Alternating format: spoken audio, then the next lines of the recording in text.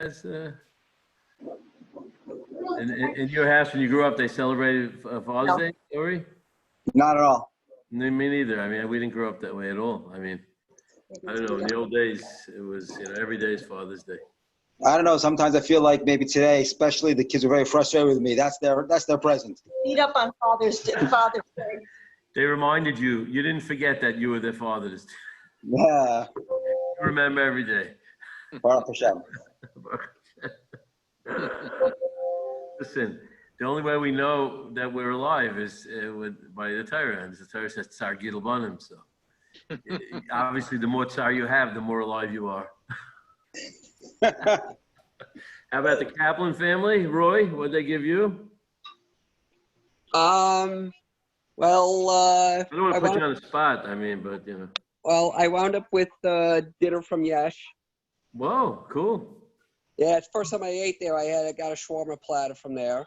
Okay, you better wait a few hours, see how it affects you. No, I'm kidding. I happen to love Netflix. I'm very close to Shabtai, the chef. I know him for many, many years.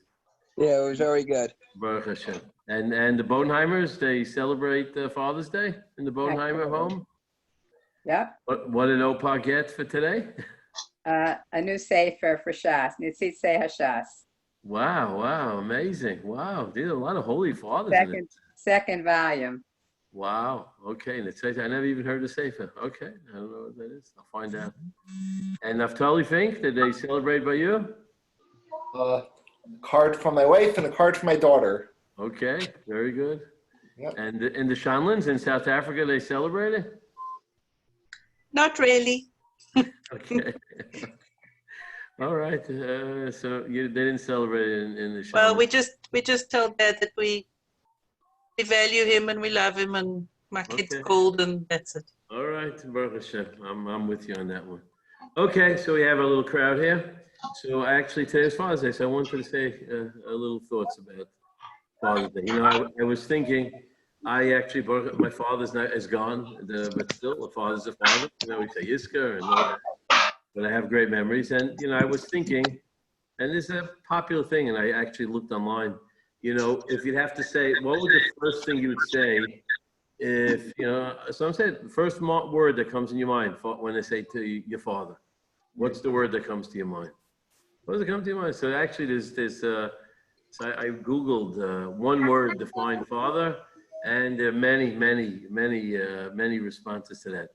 And it's fascinating. I'm not going to get into the anthropology of it, but I'm gonna mute everyone in a second, okay? And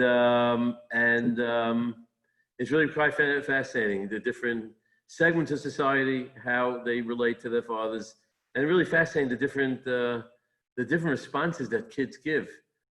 So what is, I ask everyone, I'm not going to ask everyone to share, maybe later at the end when I open up. Well, think about the word that you would think of when you think of your father. I thought of it, and I do have a word, and I think it jives with what I'd like to share with everyone today.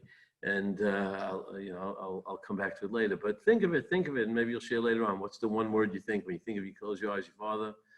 Some kids I saw said my best friend. That's a beautiful sentiment, which I have this whole theory about our father's best friends. Can a father be a best friend, or does the father have to be, some sort of a reverend figure? It's, after all, it's the step. Everyone will get their hour. Reading. It's the step to HaKadosh Baruch Hu. It's also, that which emulates HaKadosh Baruch Hu, the Father, and he's a model of how we understand our relation with Hashem. But can a father be a best friend? So I'll just say briefly. That's not really what I wanted to speak about. But the pasuk, there's by a bris we say Asher Kiddush Yedid Mi Baten. For who's the child, who's the friend that was sanctified in the womb? And it says Yitzchak. How do we know Yitzchak was a friend? Because it says by the Akedah that Hashem said to Avram, as bincha, you should take which child? As bincha, asher ahavta. And Rashi explains this. In the Gemara in Shabbos, it says Yedid means Yitzchak. How do we know Yedid was Yitzchak as a Yedid? Because the pasuk says to Avram, take the child asher ahavta. And ahavta means the one who's your best friend. And that's how you did. Yedid is based on the love for a father to a child. And the Gemara is telling us, at least according to Rashi's Pshat, that a Yedid, a father is a Yedid, is a child's best friend. I'm not sure everyone feels that way about their father. I think if different generations had different approaches. Maybe today it's more that way to a certain extent, more casual, and the father can be a best friend.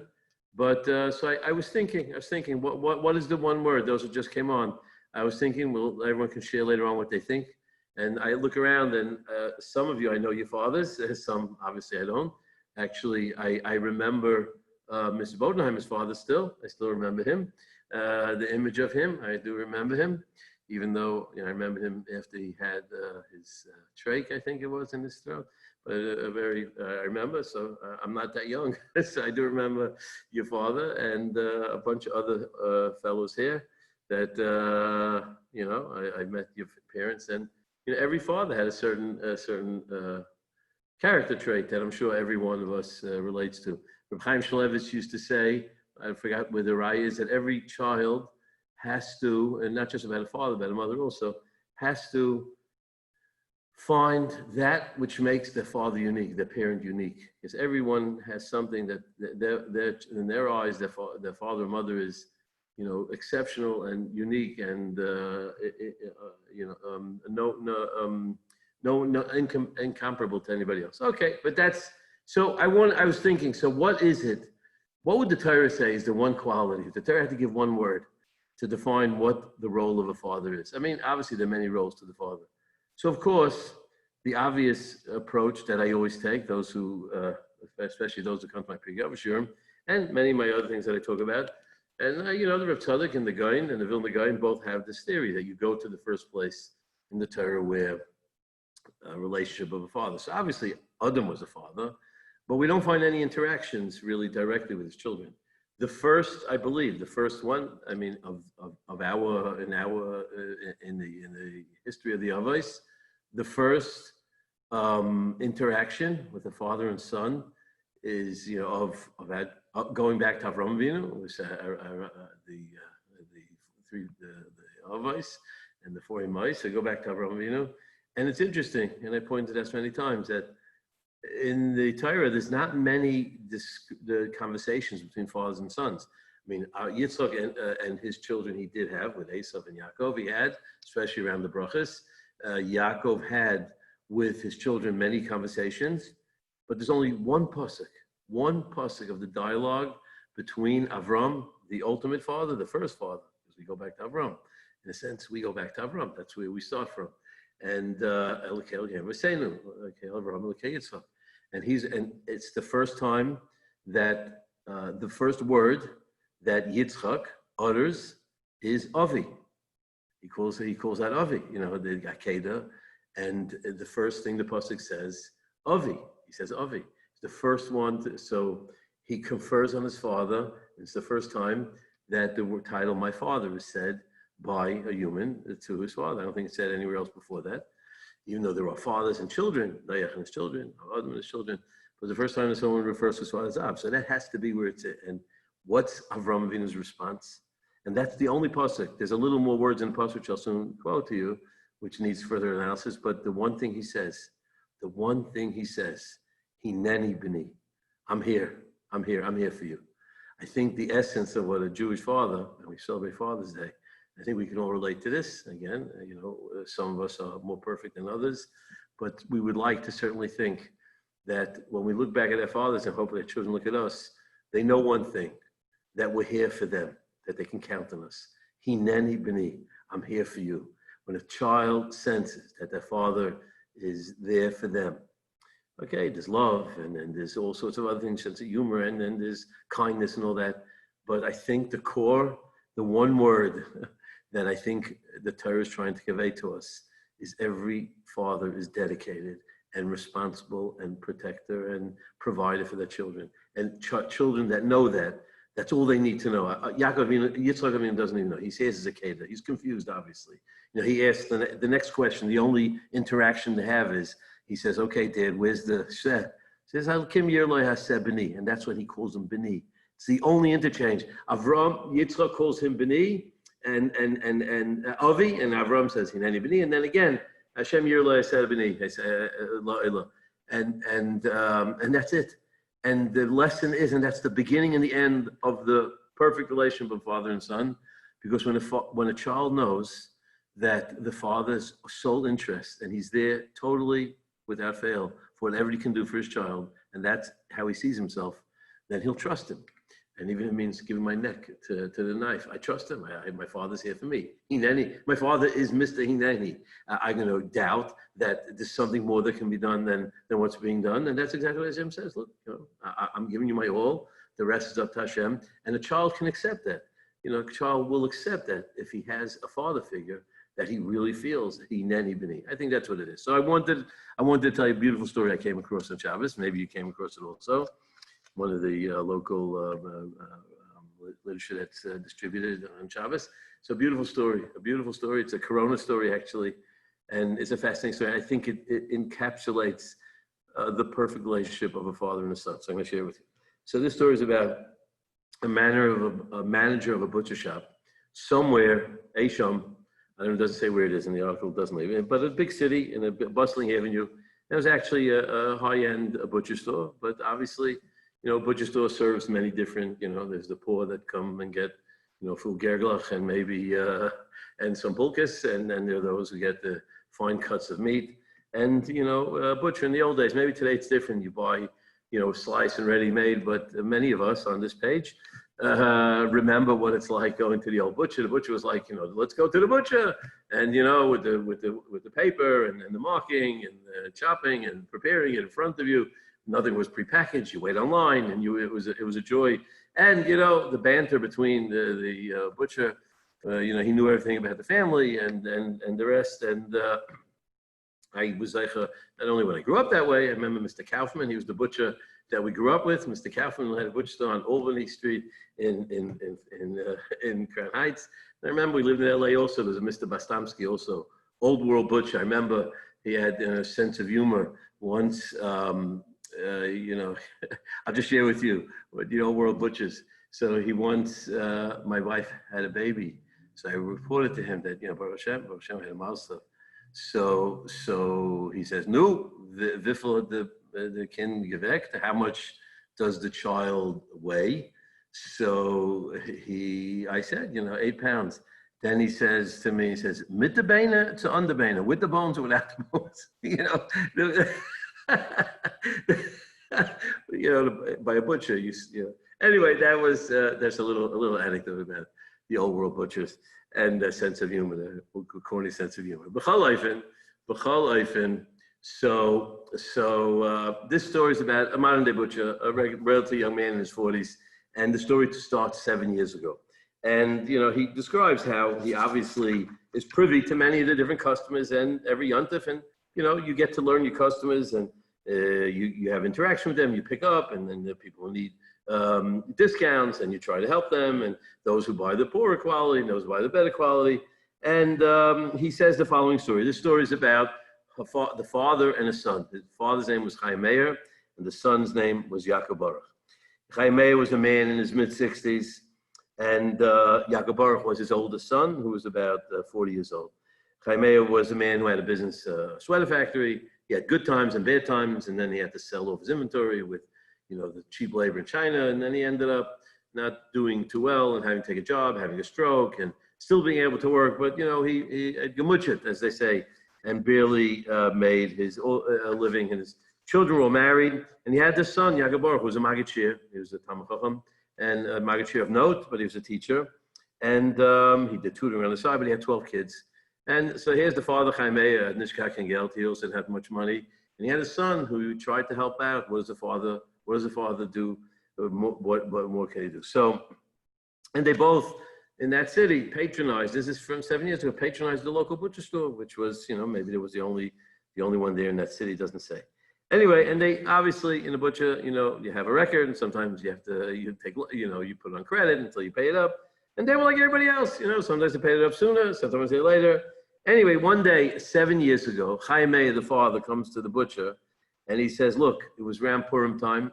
It was approaching Pesach, and he says, I want to speak to the boss. He said, the boss ain't here until the afternoon. He said, listen, I do business with you. You manage the shop. Let me tell you. I want to speak to you. He says, my son, he's struggling. He has 12 kids. He can barely make ends meet. He may pay his tuition, and his wife isn't able to work. And I know how hard it is to make Pesach. I have a friend who I can get a discount for matzah, but for meat, I need help. So he needs help. And I want you to do something. He says, my son is very proud, and he doesn't like to take money from me. I have $1,000 here. And he starts counting off 10 $100 bills. And he says, look, he says, my son won't take from me because he's worried about me in my old age and not having enough when I go on. But I don't really need much, and my kids are married and they live simply, but I have to help them. So he gives them $1,000 and he says, look, I want you to charge him less and, subsidize with this money, but absolutely you can't tell him. You can't tell him about the secret. So you got to come up with some sort of excuse, some sort of a story. He says, look, Mr. Jaime, your son is a pretty smart dude. He's going to read through. He says, no, come up with something. So he says, anyway, he talks to his boss and decide, we'll tell the guy that there's a local Gvir who's giving and distributing funds to special, Magid Yishurim and Talmid Chacham. And this year he was picked, and he's been doing it for years, and the first time he's going to do it. Okay, so and that's what they decided to do. Meanwhile, a bunch of days later, the son comes to the stores to start shopping for Pesach, and Yaakov Baruch, there's a son. He comes over to this butcher and he says, the man says, I need to talk to you. So he says, he must have found out what's going on. How am I going to handle this? So he says, no. He says, look, I don't have much money, but my father has even less, and I want to help him out. The yeshiva just gave me a $500 stipend for Pesach. What I want you to do, Mr. Manager, is put this aside, and when my father comes, come up with some excuse. Tell him, you got some good deals. You'll be able to make sure you subsidize his purchases so he doesn't have to pay as much. And I assured him that he would. And that's how it was. And meanwhile, he told him, by the way, we have an anonymous donors. And he breaks the news to him. He says, someone's donating money for Talmid Chachamim and the Magachin. You are the lucky man this year. And, we're going to give you at a really discounted price. And even though he was a little suspicious, but he was happy and he went. And he says, this went on year in, year out for 7 years. For 7 years, the same little story, the same little dance. Father came in and the son came in. Every year the father would come and, just find something, the hineni b'ni, and the son would say, Avi, he would have that regard for his father. And every year they did it, and they did it, year after year. And he says, this wasn't like the first chesed that people did, but it was unusual that a father and a son, and this is almost like the story of the famous two brothers, by the Makom HaMikdash in Medrash, the son who has no children is worried about his brother. The brother who has no children has a brother who has a big family. He brings him wheat, and the brother with the big family worries about his brother who's going old. He doesn't have children to take care of him. He brings him wheat and they meet. And the famous story is like the proverbial story of the Makom HaMikdash. And anyway, this is now 7 years this year. So sure enough, a week before Pesach, Yaakov Baruch, the son, comes with a small amount of money. He says, look, this year is tough. It's the corona. And, it's just the funds aren't there. And my father hasn't been feeling so well. And I said, don't worry, I'll take care of him. And he put the money in. Meanwhile, he was waiting for the father to come. The father didn't show up. And then he notices that Mr. Jaime's name is on the Tillim list. And it turns out that he was stricken with the dreaded corona, COVID-19. And shortly before Pesach, Jaime had passed away. He passed away. And he went to Menachem Ovel. Yaakov Baruch was sitting on a low stool, struggling to process the pain of the loss. I sensed it would take a lifetime. I struggled with my emotions as well as my better judgment. Should I divulge the secret of their annual ritual? Would it make Yaakov Baruch feel better, or would it only add to his distress? And then Yaakov Baruch tells the butcher, the manager, he says, my father was a tzaddik. He would have done anything for his children. I am so grateful that you gave me the ability to help him each year, but they're covered. I hoped he would be healthy and strong and that he'd be able to make Pesach together with my mother. Then he let out a sigh of a grieving son dealing with an unfathomable loss. To tell or not to tell, the writer of the article says, I ultimately decided to tell the truth about the anonymous donor. Yaakov Baruch had lost his father. He deserved to have that wonderful memory of how he loved and cared for him. Hineni b'ni, hineni b'ni. That's what it's all about. Daddies out there, we're all daddies, Baruch Hashem. Hineni b'ni. Hopefully, our children will look up to us, and hopefully we will emulate Avram Avinu, the first father. Hineni b'ni. Our children should call out to us, Avi, and we should say, Hineni b'ni, we're here for you. And that's what they should sense. Because if they have that confidence, they have that emunah in us, that'll ultimately give them the ability to carry our emunah in Hashem and inculcate with them that even when they'll have difficult times, like Yitzchak, when he faced the Akedah, he trusted his father. Hineni b'ni. I know my father's Hineni b'ni. I trust him 100%. That's the lesson, I think. I know Father's Day was Father's Day for us Jewish parents. May we rise to that occasion. May we be zeicher that our children see us that way. May we continue to work on that. And